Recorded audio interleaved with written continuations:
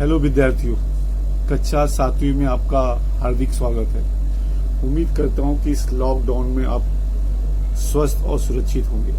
आज मैं आपको कक्षा 7वीं का विज्ञान विषय पढ़ाने के लिए आया हूं। विज्ञान यानी साइंस। क्या आप विज्ञान के बारे में कुछ जानते हैं? विज्ञान क्या है, इसका अर्थ क्या है? अच्छा, आपने 6ठी कक्षा में विज्ञान तो पढ़ा होगा, उसमें क्या क्या पढ़ा था? कुछ आपको याद आ रहा है? नहीं याद आ रहा है। कक्षा 6ठी में आपने विज्ञान में प्राणी, वनस्पति, उनकी विविधता, प्रकाश, ध्वनि, ऊर्जा, गति, सूर्य, ग्रह आदि का अध्ययन किया। अर्थात अपने परिसर में जो भी पदार्थ,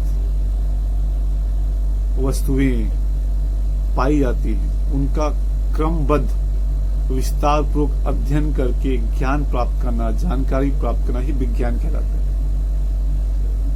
आज मैं आप लोगों को कक्षा 7th के विज्ञान विषय के पहले पाठ अनुकूलन को पढ़ाने के लिए आया हूं।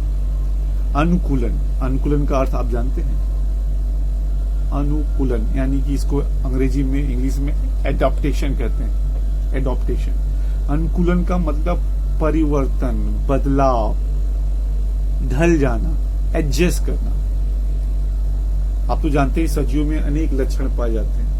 श्वसन, उत्सर्जन, प्रजनन, वैसे एक लक्षण होता है सजीवों में अनुकूलन।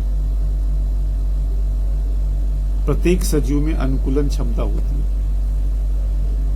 इस अनुकूलन क्षमता के कारण ही प्रत्येक सजीव अपने परिसर में जीवित रह पाता है। यदि सजीवों में अनुकूलन क्षमता न हो, उनमें अनुकूलन क्षमता न हो, तो वे सजीव अपने परिवेश में जीवित नहीं रह पाएंगे। यानी परिवेश में जीवित रहने के लिए सजीवों को अनुकूलन करना आवश्यक है। अनुकूलन का मतलब होता है, मैंने आपको बताया, बदलाव, परिवर्तन करना, अपने आप को ढालना। यह बदलाव उनके शारीरिक रूप में भी हो सकता है, इनके जीवन शैली में भी हो सकता है। जैसे आप देख रहे हैं इस समय लॉकडाउन चल रहा है। अब लॉकडाउन क्यों किया गया? क्योंकि चारों ओर पूरे विश्व में कोरोना महामारी फैली हुई है। तो हमने क्या किया है, कोरोना महामारी से बचने के लिए हम क्या कर रहे हैं, लॉकडाउन करके अपने घरों में बैठ गए। क्यों बैठ गए? क्योंकि हमको कोरोना से बचना है। यानी अपनी जीवन शैली में बदलाव किया। क्या बदलाव किया? कोरोना के पहले हम कैसे थे और अब कोरोना के बाद कैसे? यानी हमने जीवन शैली में बदलाव किया। क्या बदलाव किया? कोरोना से बचने के लिए हम इस समय अपने घरों में बैठे हैं। घरों से बाहर जाना बंद कर दिया है। यदि कोई जरूरत पड़ने पर बाहर जाते भी हैं तो मास्क पहन के, ग्लव्स पहन करके जाते हैं और आते समय अच्छी तरह से हाथ को धो देते हैं और बाहर जाते नहीं। बिल्कुल घर से जाना हमने बंद कर दिया। क्यों बंद कर दिया? क्योंकि कोरोना से बचने के लिए, कोरोना के संक्रमण से अपने आप को रोकने के लिए हमने बदलाव किया। अगर ये बदलाव नहीं करते, ये परिवर्तन नहीं करते, तो क्या होता? हम लोग कोरोना से संक्रमित हो जाते। यानी अपने आप को सुरक्षित रखने के लिए, जीवित रखने के लिए हमने अपने जीवन शैली में बदलाव किया, परिवर्तन किया। यही अनुकूलन कहलाता है। हमने अपने आप को अनुकूल किया। किससे बचने के लिए? कोरोना के संक्रमण से बचने के लिए। तो आप समझ गए अनुकूलन का मतलब क्या होता है? अनुकूलन का मतलब होता है जो सजीव होते हैं अपने जीवन प्रक्रिया में या जीवन शैली में या शारीरिक रचना में बदलाव करके परिवेश में जीवित रहते हैं। यानी उनको परिवेश में जीवित रहने के लिए अपने जीवन शैली में, जीवन पद्धति में, शारीरिक रचना में परिवर्तन करना पड़ता है। अन्यथा वो सजीव जीवित नहीं रह पाएंगे। ऐसे बहुत से वनस्पतियों या प्राणियों की प्रजातियां जो विलुप्त हो गई। क्यों विलुप्त हो गई? क्योंकि वे इस परिवेश में अपने आप को अनुकूलित या समायोजित नहीं कर पाई, इसलिए वे विलुप्त हो गई। आपने डायनासोर का नाम सुना होगा, उसकी फोटो भी देखी होगी। क्या आज समय डायनासोर पाए जाते हैं? नहीं। क्यों? क्योंकि डायनासोर ने अपने आप को इस परिवेश में समायोजित नहीं कर पाया, अपने आप को बदल नहीं पाए, इसलिए वे विलुप्त हो गए। यानी सजीवों को जीवित रहने के लिए अनुकूलन करना आवश्यक है। यह अनुकूलन क्या हो सकता है? यह अनुकूलन जो है उनके शरीर में बदलाव हो सकता है, उनके जीवन प्रक्रिया में बदलाव हो सकता है, उनके जीवन शैली में बदलाव हो सकता है। इसे कहते हैं अनुकूलन क्षमता।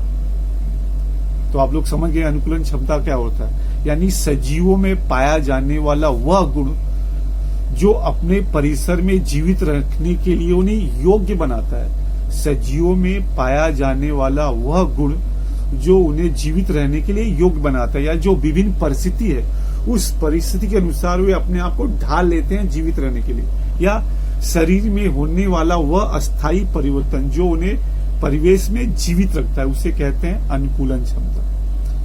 तो यह अनुकूलन प्राणियों में, वनस्पति में होता है। इसी अनुकूलन के कारण सजीव जीवित रह पाते हैं। आज मैं आप लोगों को वनस्पतियों में होने वाले अनुकूलन क्षमता के बारे में बताऊंगा।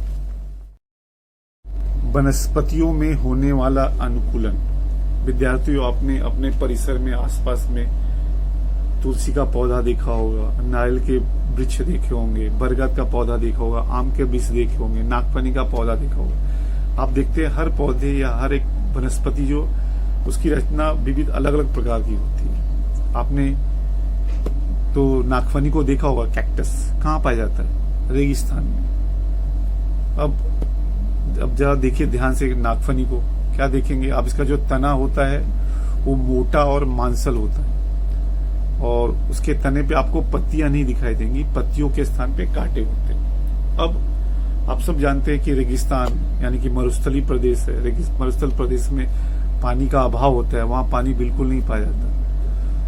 और जो नॉर्मल सामान्यतः वनस्पतियों की जो पत्तियां होती है वे हरे रंग की होती हैं, और इन पत्तियों से पानी उत्सर्जित, वाष्पोत्सर्जित करती हैं, पानी को छोड़ती है, मुक्त करती है।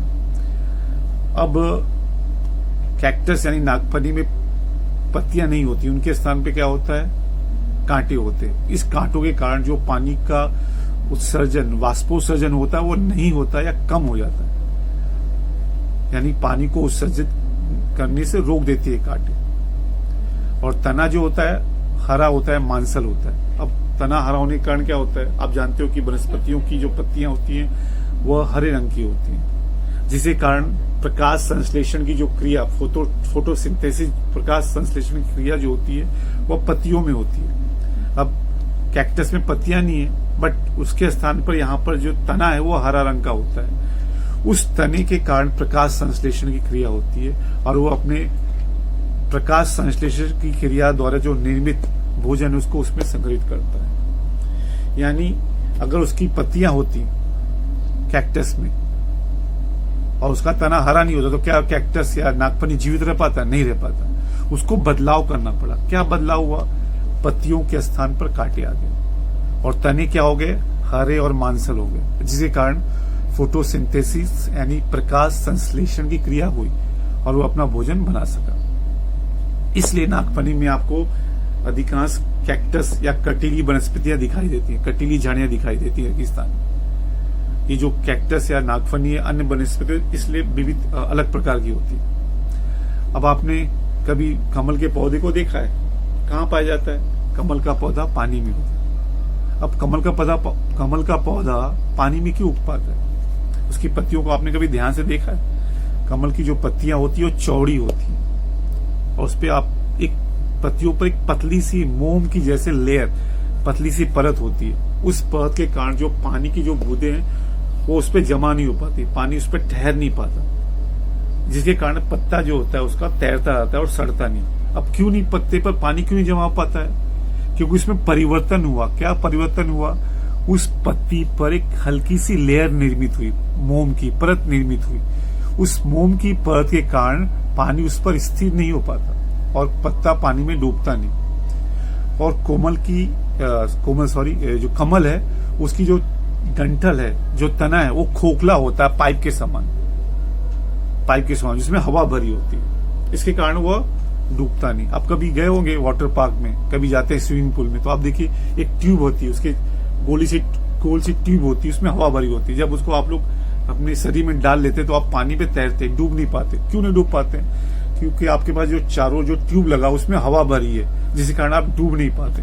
ठीक उसी प्रकार जो कमल है, उस कमल के तने में खोखला होने के कारण हवा भरी होती है, वो आसानी से तैरता रहता है। ये बदलाव हुआ कमल की पत्ती में, जो अन्य पत्तियों में नहीं होता। इसलिए कमल का पौधा जो है वह पानी में रह पाता है, जीवित रह पाता है। मैंने बताया पत्तियों पे मोम की परत होती है, उसका तना खोखला होता है, उसमें हवा भरी होती है। वैसी एक जलकुंभी जलपर्णी वनस्पति है, उसकी तने भी खोखले होते हैं, उसमें हवा भरी होती है। इसके कारण उसका पौधा जो है वो पानी में तैरता रहता है। बदलाव है, तना खोखला नहीं, खोखला होता है इसलिए। और आपने कोई आम का वृक्ष देखा होगा या कोई अन्य पौधे देखे होंगे, उसके तने खोखले नहीं होते, लेकिन कमल या जलपर्णी के पौधे के जो तने होते खोखले होते। खोखले होने के कारण उसमें हवा भरी होती है, हवा के कारण वे लोग डूबते हैं, यानी परिवर्तन हुआ। इसलिए कमल का पौधा या जलपर्णी पानी में आसानी से अपने आप को एडजस्ट यानी समायोजित कर पाते हैं, इसलिए वे जीवित हैं। आपने जो देवदार के वृक्ष या सूचीपर्णी वृक्ष देखा होगा, कहाँ पाया जाता है, क्या पता आप लोगों को? नहीं पता। आप कश्मीर में जो बर्फीले प्रदेश हैं, ध्रुवीय प्रदेश हैं, जैसे आप कश्मीर चले जाइए, हिमाचल चले जाइए, वहां पर वर्षा क्या बोलते हैं, शीतकाल में काफी बर्फ पड़ती है, बर्फ गिरते हैं। तो वहां के पौधे को जरा ध्यान से देखिए, जो देवदार के वृक्ष होते हैं कैसे होते हैं, आपको शंकु के आकार के दिखाई देंगे, शंकु के शेप में, कोन के शेप में। कोन देखा आपने, जो इस पे आप आइसक्रीम खाते कोन, वैसी उनकी पत्तियां, जो उसका जो वृक्ष होता है कोन के शेप के होता है, शंकु के समान होता है। उसकी जो पत्तियां होती हैं वो सुई के समान नोकीली होती है। अब क्यों होती है कि जब शीत ऋतु में वहां पर स्नोफॉल यानी जब बर्फ गिरता है, हिमपात होती है, तो जो बर्फ होता है पत्तियों पे गिर करके फिसल जाता है, पत्तियों पे बर्फ नहीं जम पाता। क्यों नहीं जम पाता, क्यों नहीं रुक पाता? क्योंकि पत्तियां जो है वो नुकीली है, सुई के समान नुकीली है, तो पत्तियों पर वो बर्फ जम नहीं पाती। अगर पत्तियां चौड़ी होती, कमल के सरीखे या पीपल के सरीखे, तो बर्फ जमा हो जाती उस पर और उस पर जम जाती, तो पत्तियां अपना श्वसन, प्रकाश संश्लेषण की क्रिया कैसे कर पाएंगी? नहीं कर पाती, तो जीवित नहीं रह पाती। तो क्या हुआ, उनकी पत्तियों में क्या बदलाव हुआ? देवदार की पत्तियों में, देवदार की पत्तियों में जो उनका आकार है वो सुई के समान नुकीला हो गया, और वो पौधा कैसा है, शंकु के आकार पे, जिसके कारण बर्फ जमा नहीं हो पाती, उस पर स्थिर नहीं पाती, गिर जाती है, जिससे वे अपने प्रकाश संश्लेषण की क्रिया कर पाती। तो बदलाव हुआ। तो आपने देखा तीनों परिवेश मैंने बताया आपको, पानी का एग्जाम, पानी में बताया कमल को लेकर के, रेगिस्तान में आपने देखा कैक्टस और कटीली वनस्पतियां, और जो बर्फीले प्रदेश जहां पे बर्फ गिरती, हिमपात होता है, जहां पे तापमान कम होता है, वहां के देवदार के वृक्ष पाए जाते हैं। उनकी जो रचना अलग है, तीनों अलग अलग प्रदेश में अलग अलग वनस्पतियां पाई जा रही। देवदार के वृक्ष को देख लो, लंबे लंबे शंकु के आकार के।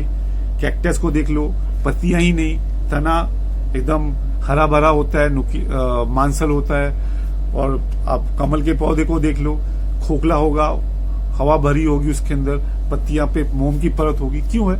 क्योंकि उस परिस्थिति में उनको जीवित रहना है। अगर कमल की पत्ती पे लेयर नहीं हो मोम की, तो पत्तियां डूब जाएगी, वो जीवित नहीं रह पाएगी। ठीक उसी प्रकार कैक्टस, नागफनी में अगर कांटे नहीं होंगे तो पानी उत्सर्जित हो जाएगा, तो वनस्पति मर जाएगी।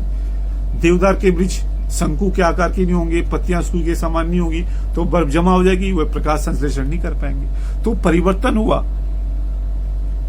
जैसे देवदार में पत्तियों का नुकीला हो जाना, उनका शंकु के आकार हो जाना, उसने अपने आप को परिवेश के हिसाब से परिवर्तित किया। इसलिए देवदार के वृक्ष वहां अधिक मात्रा में पाए जाते हैं, इसलिए नागफनी रेगिस्तान में अधिक मात्रा में पाई जाती है। और पानी में आपको तुलसी का पौधा नहीं दिखाई देगा, वहां पे क्या दिखाई देगा? जलपर्णी दिखाई देगी और कमल के पौधे दिखाई देंगे। यानी वनस्पतियों को भी जीवित रहने के लिए उस परिवेश के हिसाब से, उस परिस्थिति के हिसाब से अपने शारीरिक रचना में बदलाव लाना पड़ता है। इस बदलाव के कारण ही वो जीवित रह पाते।